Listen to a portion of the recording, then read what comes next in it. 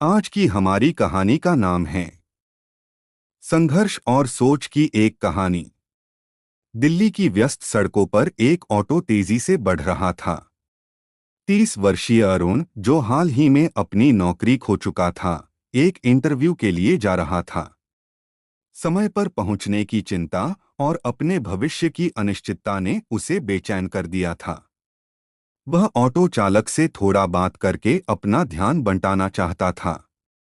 भाई साहब, आपका नाम क्या है? अरुण ने पूछा। जी, मेरा नाम दीपक है, ऑटो चालक ने मुस्कुराते हुए कहा। कहाँ के रहने वाले हो? सहारनपुर से, सर। धीरे धीरे बातचीत आगे बढ़ी। दीपक ने बताया कि उसके पिता एक फैक्ट्री में काम करते थे। परिवार की आर्थिक स्थिति साधारण थी। उसने 12वीं के बाद बी.कॉम में दाखिला लिया था, लेकिन पढ़ाई में उसकी दिलचस्पी नहीं थी। ऊपर से आर्थिक परेशानियों ने उसे कॉलेज छोड़ने पर मजबूर कर दिया। तो फिर यह ऑटो चलाने का काम कैसे शुरू किया? अरुण ने पूछा। दीपक ने बताया, मेरे चाचा ने पिताजी को यह ऑटो खरीदने के लिए पैसे उधार दिए। मैंने सोचा, पढ़ाई तो हो नहीं रही, क्यों न कुछ काम शुरू कर लूं। पहले अपने शहर में ही चलाता था, पर दीपक अचानक चुप हो गया। पर क्या? अरुण ने उत्सुकता से पूछा। सर, लोग मजाक उड़ाते थे। स्कूल के दोस्त, मोहल्ले के लोग और यहाँ तक कि मेरे कॉलेज के कुछ साथी भी कहते थे, अरे तू तो ऑटो वाला बन गया। मुझे बहुत शर्म महसूस होती थी। दीपक की आवाज में दर्द झलक रहा था।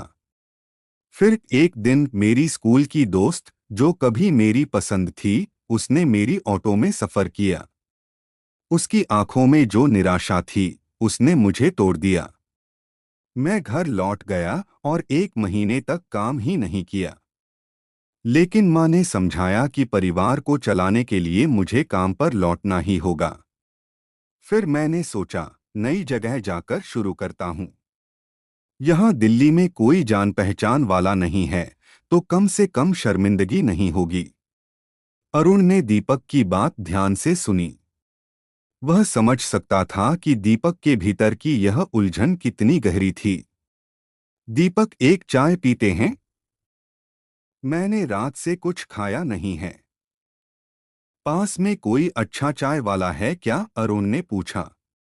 दीपक ने तुरंत ऑटो रोका और दोनों पास के चाय के ठेले पर बैठ गए। चाय के साथ बातचीत फिर से शुरू हुई। दीपक, क्या तुम जानते हो, इस काम में शर्म की कोई बात नहीं है? अरुण ने चाय का घूंट लेते हुए कहा। सर, आप कह रहे हैं, लेकिन जब लोग आपको देखकर हंसते हैं, तो मन टूट जाता है। अरुण मुस्कुराया और कहा, देखो, तुम्हारा काम ईमानदारी का है। यह सोचो कि तुमने कितने लोगों को सही समय पर उनकी मंजिल तक पहुंचाया होगा। यह काम छोटा नहीं है। और जो लोग तुम्हारे काम का मजाक उड़ाते हैं, वे तुम्हारे संघर्ष को नहीं समझ सकते। क्या तुमने कभी सोचा है कि तुम्हारे परिवार के लिए तुम्हारा यह काम कितना बड़ा सहारा है? दीपक ने चुपचाप सिर झुका लिया। और एक बात और, तुम्हें अपने भविष्य के बारे में सोचना चाहिए। तुम अब जवान हो, लेकिन कल तुम्हारी शादी होगी।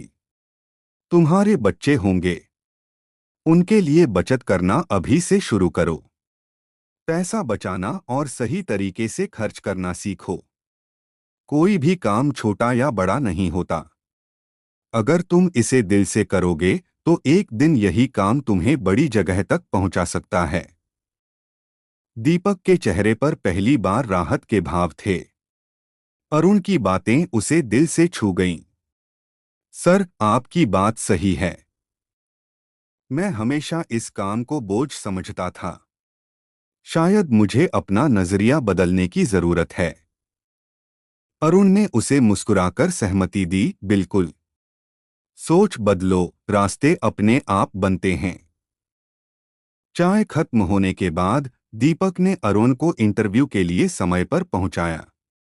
जाते जाते उसने कहा, सर, आज आपने मुझे नई सोच दी है।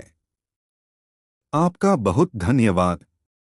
अरुण ने उसके कंधे पर हाथ रखा और कहा, दीपक, जीवन में मेहनत करने वालों की कभी हार नहीं होती। याद रखना, परिवार को खिलाना सबसे बड़ी जिम्मेदारी है और तुम यह जिम्मेदारी बखूबी निभा रहे हो।